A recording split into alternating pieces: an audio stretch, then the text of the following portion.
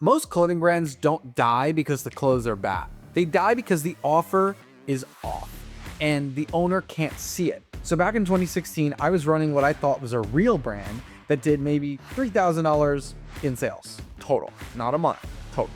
Since then, my own brands and the clothing brands I've helped through Perfect Selection Marketing, I have seen well over $50 million in sales through online stores. Not just one brand, multiple. $50 million in total sales over the last 10 years for over 1,000 brands. Let that sink in. So in this video, I want to show you a simple way to see exactly why your brand isn't selling the way you want it to and what to fix first. I call it a clothing offer equation. And once you understand it, you can stop guessing and actually make the changes. So first, I want you to accept something that might sting a little. Your opinion of your brand doesn't matter. My opinion of your brand also doesn't matter. Only opinion of your brand that matters is the person pulling out their credit card and the collective, yeah, or nah. That's it. That's the only scoreboard. So the real question isn't, do I like my designs? The real question is, do they like it enough to take their credit card out and pay for it? Not compliment you, but buy it and tell their friends. To make that less emotional and more practical, I think about every clothing brand through a simple equation. It has a top half and a bottom half. The top is all the reasons why someone would be excited to buy from you. The bottom is all the friction and the excuses they have to say no. On the top, there are two big things: style aspiration and quality, fit, confidence. Now, style aspiration is just the feeling your pieces give your customer. Who do they get to be when they wear your stuff? Do they feel like the gym guy who's locked in, the girl who's actually building her body and not just going to the gym, the golfer who doesn't want to dress like his dad, the guy who's into streetwear and self-improvement? And if there's no clear, I want to look like that, you are already fighting an uphill battle. Quality and fit confidence is simple. Does the product feel legit in hand and on body?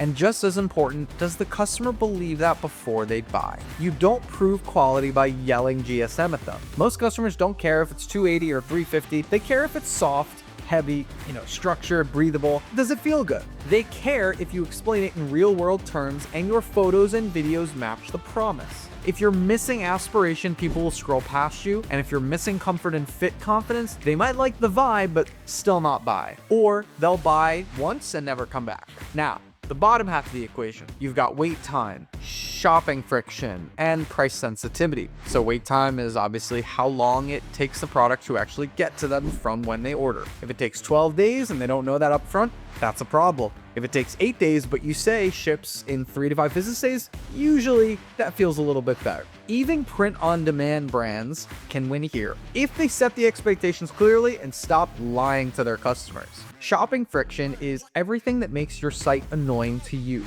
Slow loading, confusing menus, no clear sizing info, no obvious add to cart button, crazy colors and fonts everywhere. Oh no, you built it and you know where everything is. Your customer doesn't. If it takes too much effort to figure out how to buy, most people will just back out and say, I'm out of here, I'll go somewhere else. Price sensitivity is how your price feels compared to what they know. If you're sitting at the same range as like a huge brand they already trust and you don't have the same recognition, the rest of your equation has to be amazing, or they're just gonna go with the safer option. On the flip side, if your product quality is really better, or it's more unique, or more exclusive, or speaks to them more than the big brands, you can charge more, but you have to earn it. So the game is simple. Raise the top, lower the bottom. Stronger aspiration, more confidence in quality and fit, shorter or clearer wait times, less friction, prices that make sense for what you're offering. The way I like to make this practical is to give each part a score from 1 to 10 of your brand. 1 is amazing, 10 is terrible. Ask yourself, honestly, or with data. On style aspiration, if 1 is people are constantly tagging us, and we see a clear, consistent vibe, and 10 is nobody ever posts us, nobody even knows who we are, where are you really? On quality and fit confidence, if 1 is almost no returns, 5-star reviews across the board, and people talk about how great it fits, then you're in good shape. And 10 is, returns, complaints, the sizing's weird, the feeling's odd, where are you? Wait time, this is the simplest one because it's very objective. It either arrives in 3 days or it arrives in 12. There's no in between. So that one's pretty simple. Do people constantly ask where the orders are, or are they constantly saying how excited they are that they got it? Now, shopping friction, 1 is people add to cart and they check out easily on mobile. My conversion rate's over 2%. And 10 is people ask how to find things and things are hidden and links don't work and 404 pages come up. Where are you? So all of these questions are super important. And the last one, price sensitivity. If 1 is customers say this is totally worth it, even though you're not the cheapest, I still love it. And 10 is I love it. The idea is great, but it's just too damn expensive. And your competitors are cheaper and faster and more trusted. Where are you? So anything 7 or higher is a red flag. No bueno. Growth opportunity, however, that's where you start. So let me give you a story that will feel familiar. So we worked with a brand that had been grinding for 4 or 5 years. The owner was hardworking. He grinded every day. He was avoiding the hard stuff. He loved tweaking his website, changing colors, rewriting product descriptions, moving sections up and down and in between, playing with themes, all that stuff. But he never leaned into the content. There was no brand face. He didn't ask his customers for feedback.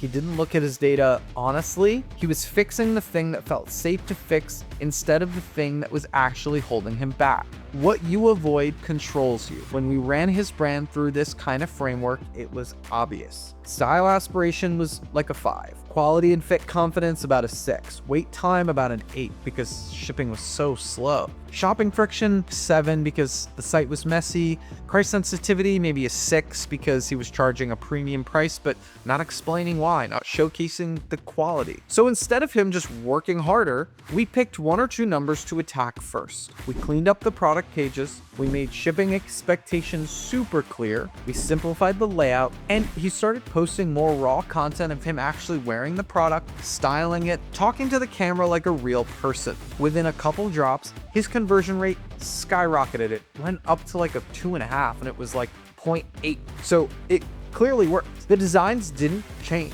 They didn't get magically better, but the equation, that got better. And you can do the same thing with your brand. Take one afternoon, stop tinkering and actually score yourself. Have a buddy there with you to help. It doesn't have to be perfect, just be honest. Stop lying to yourself. And then pick 1 from the top and 1 from the bottom and focus on improving those over the next 30 days. Maybe your styles are good, but nobody knows how to wear them. Shoot 3 sample videos styling in the same hoodie in 3 different ways and pin those. Maybe your returns are high because of fit. Update your size chart. Add photos of different body types, right? If you're between sizes, go up.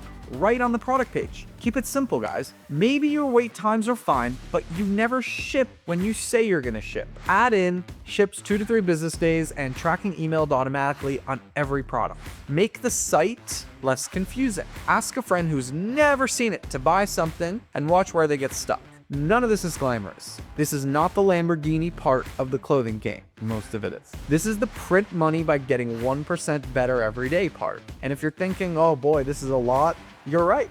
But this is how the brands you admire are winning. Not just with vibes and a logo, but with real offers that feel good to buy from. So if you actually want help doing this, this is what we do all day, every day at Perfect Selection Marketing. We will look at your real numbers. We will run your brand through this kind of equation. I don't like audit. Audit's a little aggressive. Let's just call it a review. And we're going to help you raise the parts that need to go up and lower the parts that are quietly killing your sales. But even if you never talk to me, take this framework seriously. Stop guessing, score your brand, and fix what's broken. That's how you stop being one of the brands that stall out by month 6 and start being one of the brands that's still standing, still growing, and still shipping in year 3, 4, 10, 20, right? Hope you enjoyed this. Hope this was helpful. I'll see you on the next video.